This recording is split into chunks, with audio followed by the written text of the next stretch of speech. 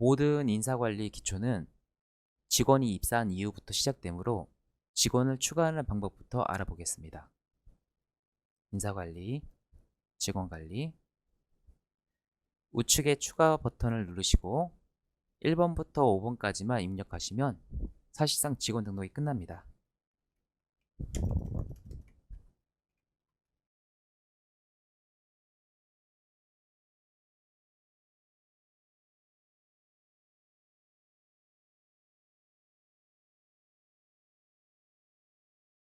여기서 근무 형태는 4대 보험 적용 시 상용직 1급이나 한 달 8일 미만, 근로시간이 60시간 미만이면 일용직으로, 그 외 프리랜서로 계약을 했다면 위촉직으로 구분할 수 있습니다. 직원 등록이 완료되고 직원 수가 많은 경우에는 조건 검색으로 쉽게 보실 수도 있습니다. 상단의 조건 검색을 누르시면 근무 형태, 재직 상태 등 조건으로 업무를 쉽게 볼 수 있습니다. 조건 검색 후 전체를 보실 경우에는 조건 검색에서 기본 설정으로 돌려놓으시거나 다른 메뉴를 들어갔다가 들어오시면 전체를 보실 수가 있습니다. 엑셀 관련은 엑셀을 다운받아 저장하시거나 직원 수가 많고 기존에 엑셀로 되어 있는 자료를 활용하실 경우 예제 파일을 받은 후 복사 붙여넣기로 쉽게 대량 업로드가 가능합니다. 또한 우측 상단의 검색어 입력에서 이름으로 검색이 가능하고 좌측 박스 체크 후 직원을 삭제하실 수가 있습니다. 직원 수가 25명 이상일 경우에는 25, 50, 100 단위로 한 번에 보기 또한 가능합니다. 사실 이 정도만 하셔도 직원 급여 계산이나 출력 저장이 가능하지만 직원 이름을 누르시고 해당 직원의 상세 보기를 하시면 연락처, 주소, 급여 계좌, 특기사항 등을 저장하신 후 외부에서 급할 땐 스마트폰으로 볼 수도 있고 특정 직원에게 내부 아이디를 생성하여 시스템의 일부만 보게 하는 기능도 있습니다. 또한 서식 탭을 누르면 노무 기본 서식이 있어 근로자가 요구하는 서식이나 향후 노무 분쟁을 대비하기 위한 서식들이 탑재되어 있습니다. 그럼 생성된 기본 자료를 토대로 급여 관리에 대해 알아보도록 하겠습니다. 좌측 상단의 2020년 7월은 실제 근무 연호를 의미합니다. 세무에선 흔히 귀속월이라고도 합니다. 급여를 근무한 달에 지급하신 경우와 2월에 지급하는 경우라도 시스템상에 표시되는 기준은 근무 연호를 표시한다는 것을 기억하시면 됩니다. 최초 급여를 생성하실 때는 우측에 일괄 생성을 누르시고 2월 신규를 선택하시면 7월에 재직 중인 모든 분들이 불러집니다. 만약에 2월을 선택하셨을 경우에는 직전에 마감된 급여 관리를 불러지고 선택 생성을 누르시면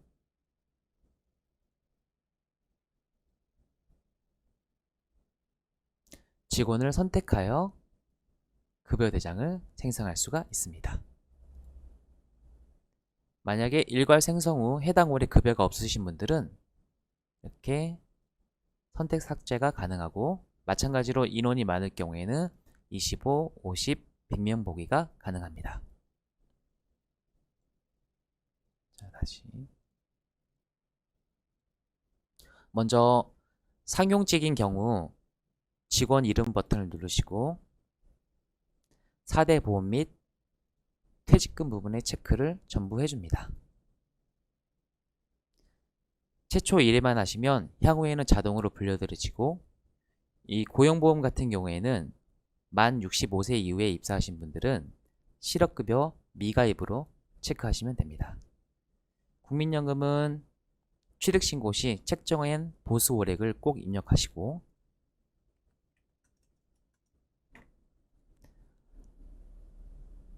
매년 7월 기준으로 국민연금공단에서 지정한 금액으로 변경해 주셔야 합니다. 만약 60세 이상인데 국민연금을 가입해 주실 경우에는 나이 제한 해제 체크를 해주시면 반영이 되겠습니다. 건강보험은 최근 경감으로 지원해주는 제도가 많기 때문에 해당하시는 분의 퍼센트에 맞게 체크해 주시면 자동 계산이 됩니다.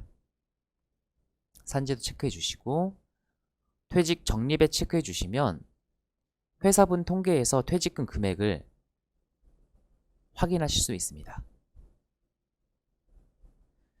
두루누리 사회보험료 지원 대상 기업은 직원별로 지원율이 다르므로 꼭 확인하시어 체크하시면 국민고용보험에 자동 반영이 되겠습니다. 과세 고정에는 근로자가 기본적으로 지급받는 금액들을 입력할 수 있고 과세 임의에는 고정적이지 않는 과세에 해당하는 급여 부분을 입력하시면 됩니다.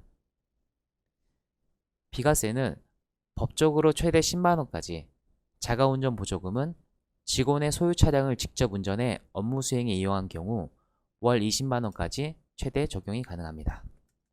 다만 본인이나 공동명의 차량이어야 하고 실제 여비를 받으면서 비과세를 중복하여 적용할 수 없으며 또한 단순 출퇴근용으로 사용하는 경우에는 비과세 적용이 불가능하오니 상황에 맞게 무리하지 않게 적용하셔야 합니다. 연장 야간 휴일 근로소득에 대한 비과세 혜택이 돌봄 서비스로 확대 시행되어 해당하는 분은 비과세 수당 적용이 가능합니다. 아동보육은 출산이나 만 6세 이하의 자녀의 보육과 관련하여 회사로부터 지급받은 급여가 있는 경우에 월 10만원 이내의 금액으로 가능합니다. 기타 급여에서 공제할 경우가 있는 경우에는 기타 공제 금액을 입력하면 자동으로 공제가 됩니다. 보험 및 세금 공제는 자동 계산이 되는데 필요로 인해 보험 세금을 체크 해제하여 수기로 입력하실 수도 있으십니다.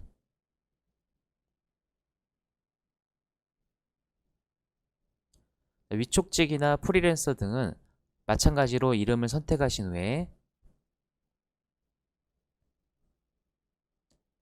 과세 금액만 입력하시면 자동으로 3.3%가 공제되어 급여 수정에 반영된 것을 보실 수가 있습니다.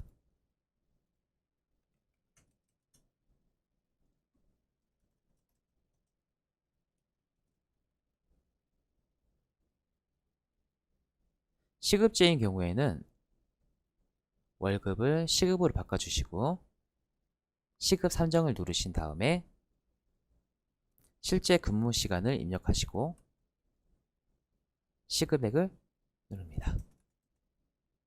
만약에 연차를 반영하고 싶으시면 연차 반영만 체크하시면 자동 계산이 될 거고요. 비과세를 입력하고 싶으신 경우에도 자동 계산을 누르시면 먼저 추가를 누르시고 비과세 자동 계산을 누르시면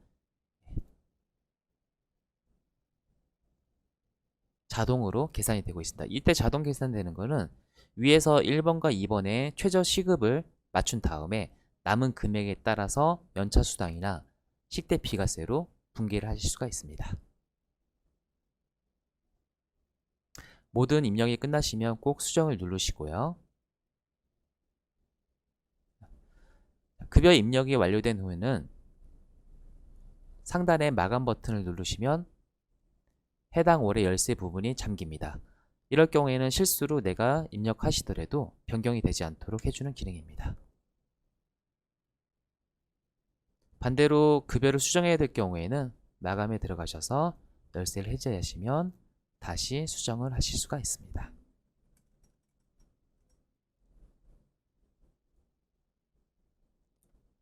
출력물에서는 급여 대장을 출력하거나 PDF로 저장해 놓을 수가 있고 명세서를 출력하여 직원들에게 주실 수가 있습니다.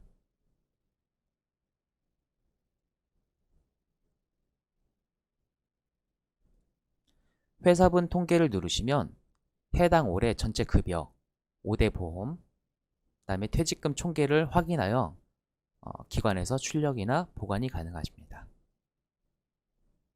그리고 만약에 한 사업자 번호나 고유 번호증으로 여러 사업을 같이 하신다면 총 사업급여 대장으로 전체 급여에 대해서 확인이 가능하겠습니다. 엑셀 관련은 세무사랑이라는 세무 프로그램 기준으로 다운로드 하실 수도 있고, 꼭 세무사랑 프로그램이 아닌다 하더라도 엑셀로 보관하시고 싶으신 분들은 엑셀로 보관해 두실 수가 있습니다. 주황색의 기초관리를 누르시면 기관에 맞는 급여 대장을 만들 수 있습니다. 예를 들어 과세 임의의 우리상여금, 과세 이의 매월 성과금, 의료비, 의복비, 이렇게 공제 부분도 넣으실 수가 있으시고요. 다시 급여 대장에 보시면 공제 쪽에 의복비 제가 넣었죠. 우리상여금, 이런 식으로 기관에 맞는 명칭도 넣으실 수가 있습니다. 조건 검색에서 지급 방식이나 근무 형태, 직원 유형으로 정렬하여 보실 수도 있습니다. 자, 여기까지 모든 기관들의 기본적인 직원 관리와 급여 관리에 대해 알아보았습니다.